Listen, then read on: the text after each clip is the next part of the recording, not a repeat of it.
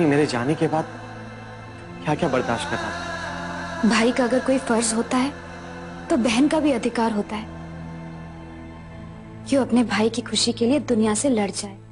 दामिनी, भैया, ये बल भी कितना अजीब है ना।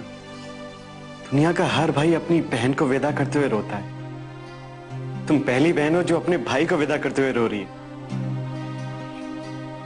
दामिनी, मैंने तुम्हारे साथ कितने भी जुल्म किए, तुम्हें जितनी भी बातें सुनाई, प्लीज उसके लिए मुझे माफ कर देना।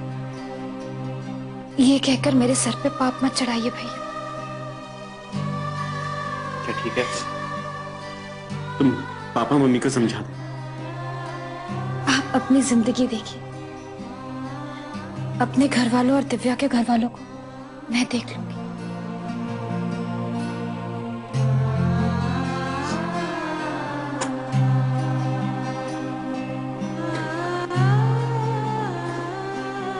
भैया,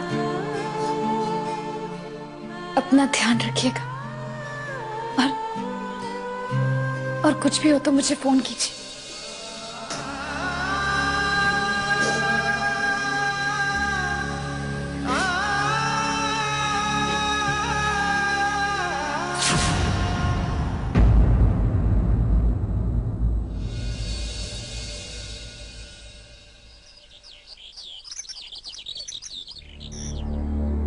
सोचते सोचते रात की सुबह हो गई, लेकिन हम है कि डिसाइड ही नहीं कर पा रहे हैं कि क्या करना चाहिए। क्या हुआ दिव्या, दुखी हो?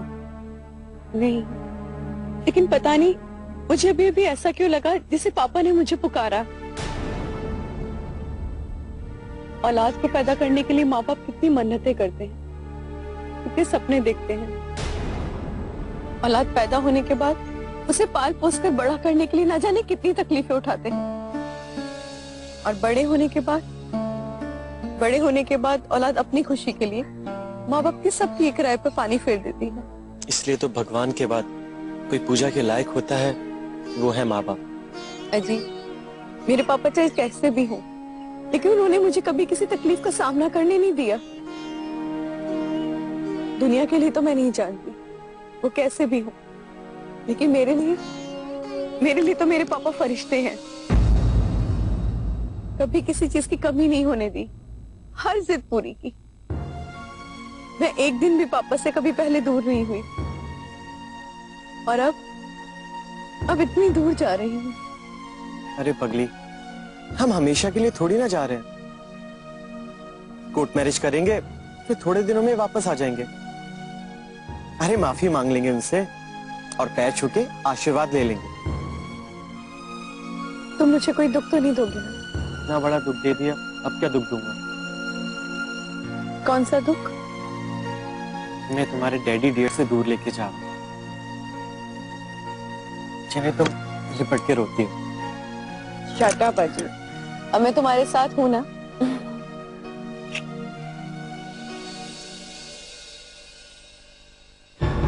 दामिनी, अब ये लड़की कहाँ चली गई? हे भगवान।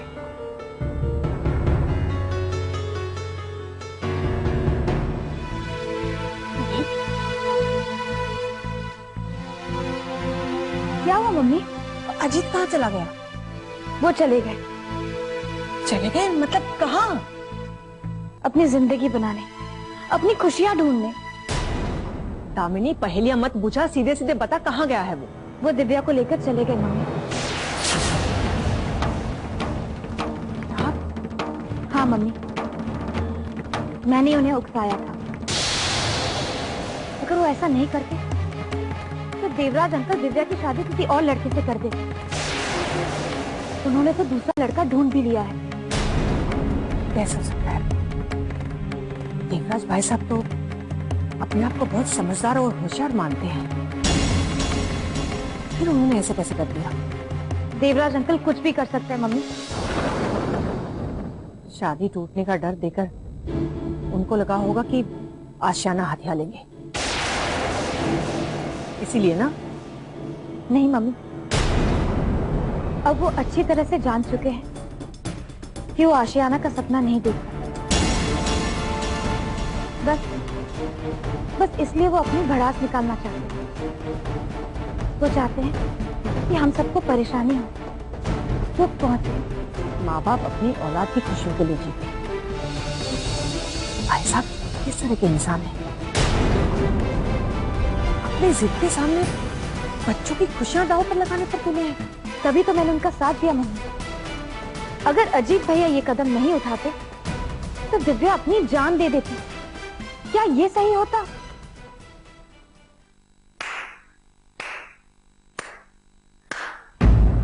वाह, क्या बहादुरी का काम किया है अजीत ने। सब लोग हमारे खानदान पर उंगली उठाएंगे। अरे मैं कहती हूं तो बातें बुरी लगती हैं। ठीक ही कहा है, सच्चाई हमेशा कड़वी ही लगती है। इसलिए तो आप सबको मेरी बातें भी कड़वी लगती हैं। नहीं भाभी, अजीत भैया ने कोई गलत काम नहीं किया है। सच्चाई का सामना करने के बजाय लड़की को ही लेकर भाग गया। नहीं भाभी, अजीत भैया ने कोई गलत काम नहीं किया है। सच्चाई का सामना करने के बजाय लड़की को ही लेकर भाग गया। तो क्या दिव्या को वो अपने हाल पर छोड़ देते ताकि वो आत्महत्या कर लेती? ये सब कहने की बातें हैं मम्मी जी। जान लेना इतनी आसान बात नहीं। और अगर वो जान दे देती तो क्या होता? अरे कम से कम हमारे खानदान की नाक कटने से तो बच जाती। बहू, तुम्हारे विचार और नजरें बहुत जल्दी बदल जाती हैं। जब तक ये आशियाना हड़पने की तुम्हारे दिमाग में थी तो दिव्या और अजीत का रिश्ता तुम्हें ठीक लग रहा था, और जब से दामिनी ने तुम्हारे इरादों पे पानी फिराया है तुम्हें खानदान की नाक और इज्जत का ख्याल आ गया। मुझे क्या, मैं तो सिर्फ इसलिए कह रही हूँ क्योंकि इसका अंजाम बहुत बुरा होगा। जाने देवराज अंकल क्या कर रहे हैं। नहीं भाभी, वो ज्यादा कुछ नहीं कर पाएंगे क्योंकि उनकी ज्यादा बदनामी होगी। वो बेटी वाले हैं। ये क्यों भूल रही हो कि बेटी तुम भी हो। तुम्हारे लिए भी रिश्ता मुश्किल से आया। वाह भाभी, आपको कब से मेरी इतनी चिंता होने लगी? मैं कोई बाहर वाली नहीं हूं दामिनी, इस घर की बहू हूं। मुझ पर भी तो असर होगा। तो तुम बीच में क्यों आती? कह दो कि तुम्हारा हमसे कोई रिश्ता नहीं है। वही तो चाहती थी ना बहू तुम। मेरे चाहने या ना चाहने से क्या हो, पता तो तब चलेगा जब देवराज अंकल कोई कदम उठाएंगे।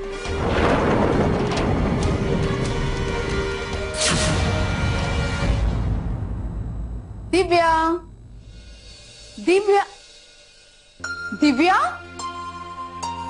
दिव्या, दिव्या, दिव्या। अरे कहाँ गई होगी? शायद बाथरूम में हो। दिव्या, दिव्या,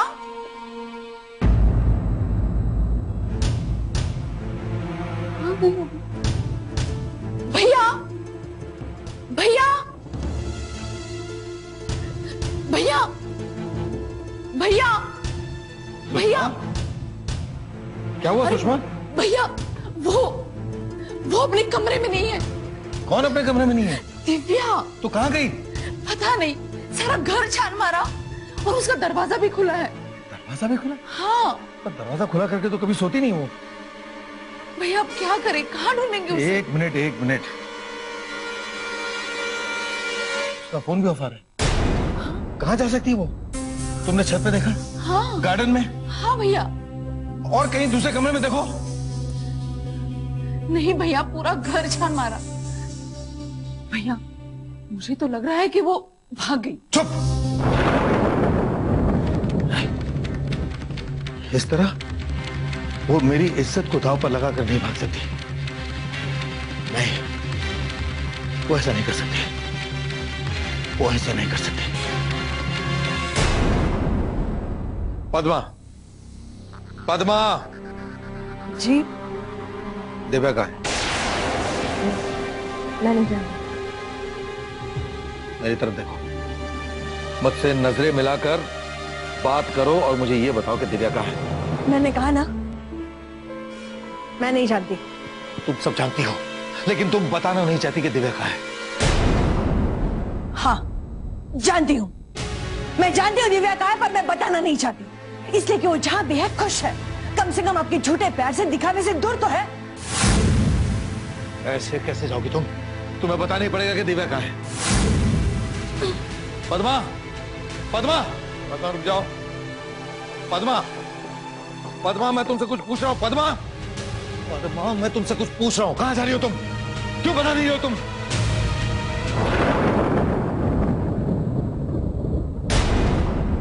मेरा रास्ता छोड़ो। छोड़ दूंगी, पहले सच्चाई तो बता दो। दिव्या को कहाँ छुपाया? छुपा दिया है या भगा दिया? पद्मा, मैं तुमसे पूछ रहा हूँ कि दिव्या कहाँ है? मुझे इसका जवाब चाहिए। ये क्या तरीका है?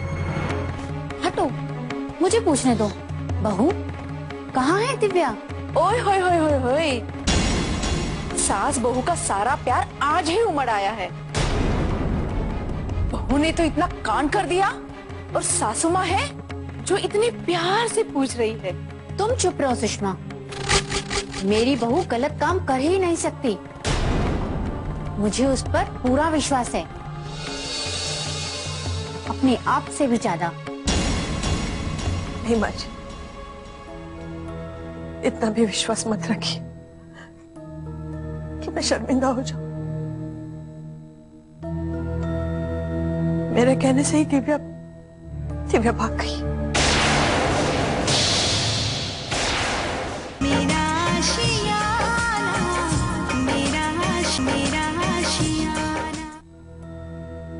मेरे कहने से ही दिव्या भाग गई।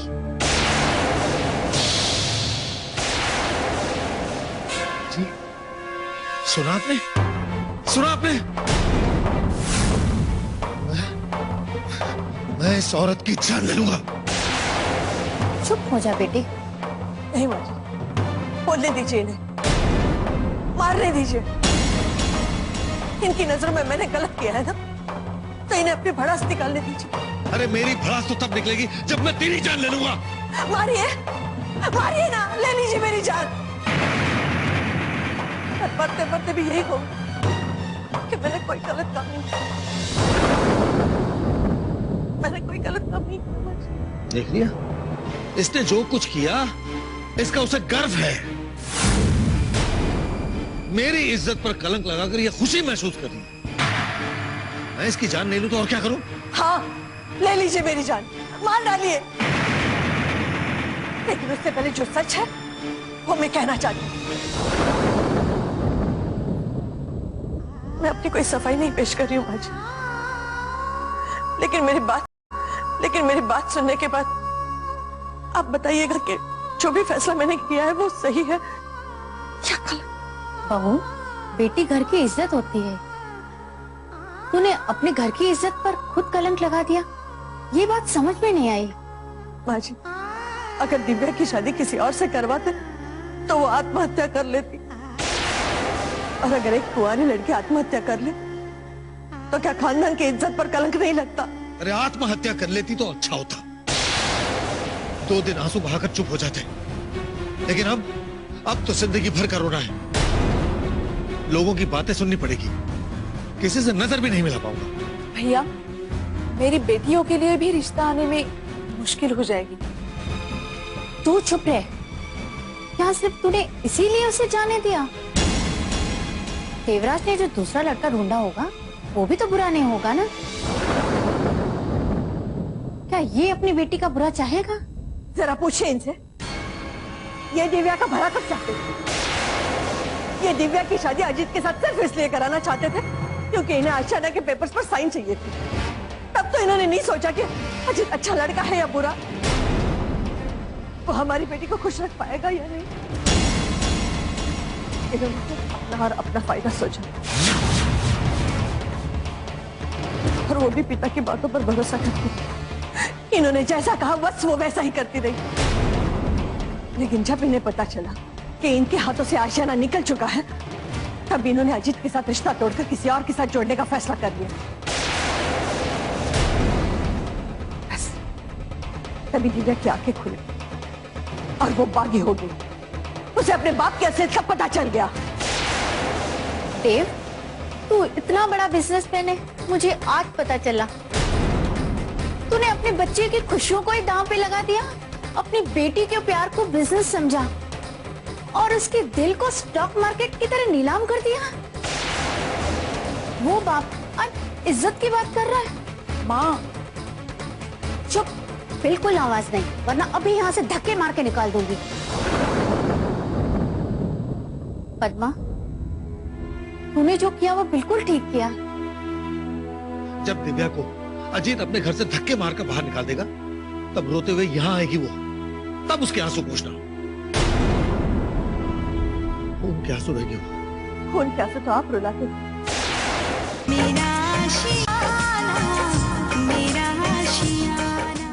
जब दिव्या को अजीत अपने घर से धक्के मारकर बाहर निकाल देगा, तब रोते हुए यहाँ आएगी वो, तब उसके आंसू पूछना।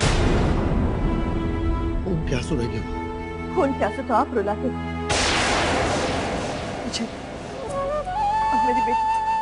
तो क्यों रहती हो यहाँ? चली जाओ यहाँ से। मैं तो अपनी बेटी के लिए रह रही थी, पर अब नहीं रहूंगी। चली जाओ।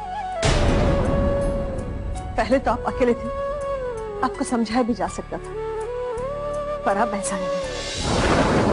अब ये आ गई है। लो, मैंने क्या किया है? आपको कुछ करने की क्या जरूरत है? आपकी जुबान माचिस की तीली की तरह है, जो जलकर घर को राख कर देती है।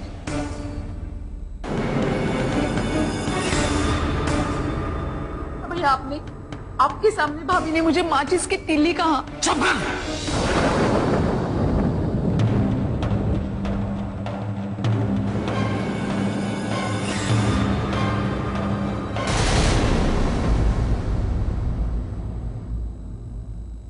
ये ठीक नहीं हुआ। अजीत को ऐसा नहीं करना चाहिए था। इसलिए कहते हैं रचना, कि बच्चे बड़े हो जाए तो उन्हें प्यार मोहब्बत से समझाना चाहिए, जबरदस्ती से नहीं। उनकी जिद में आकर वो कुछ ऐसे फैसले कर जाते हैं जिसका हर्जाना माँ बाप को भुगतना पड़ता है।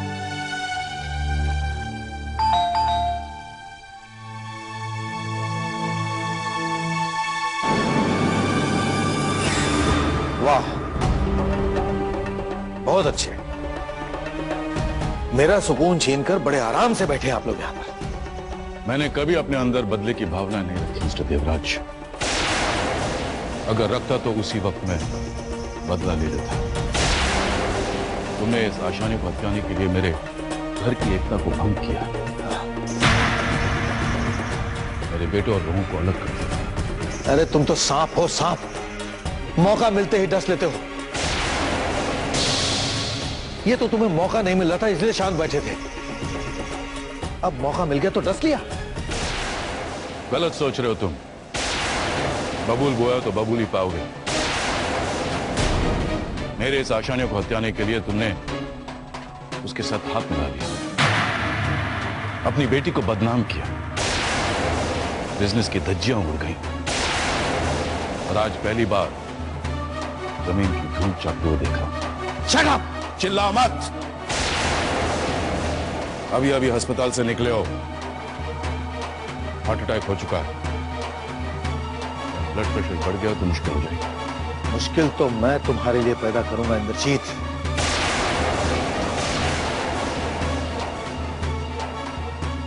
मेरी बेटी को अपने बेटे के साथ भगाकर तुमने मेरी इज्जत पर वार किया है। मैं तुम्हारा वो हशर करूंगा कि तुम्हें अपनी जिंदगी पर तरस आएगा। पूरी दुनिया भी छोटी पड़ेगी छुपने के लिए। अभी अभी कोई फिल्म देख कर आ रहे हैं क्या अंकल, जो इतने बड़े बड़े डायलॉग्स बोल रहे हैं? तुम बीच में मत बोलो। जिसने मेरी इज्जत पर वार किया है, मुझे उससे जवाब चाहिए। आपको मुझसे तो जवाब लेना ही पड़ेगा। क्योंकि अजीत भैया और दिव्या को मैंने भगाया है, मैंने उन्हें उकसाया था।